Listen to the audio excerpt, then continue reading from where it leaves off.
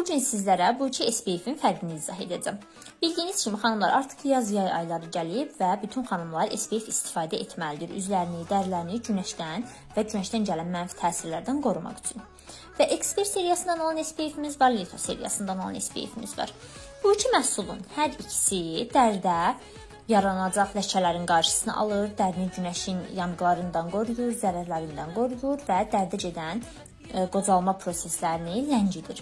Bəs bunların fərqi nədir? Expert seriyasından olan SPF-imiz qarışıq və yağlı dərilər üçündür. Həm dəriyə yeni ləkələrin düşməsinin qarşısını alır, həm də dərdə olan ləkələrin rəngini açır, ləkələrin aradan qalxmasına kömək edir. Və Leto seriyasından olan SPF-imiz var. Hər ikisi SPF 50-dir. Və Leto seriyasından olan SPF-imiz quru dərilər üçündür və normal dərilər üçündür. Bu SPF isə dərini həm günəşdən qoruyur, həm də dərinizi nəmləndirir, qidalandırır.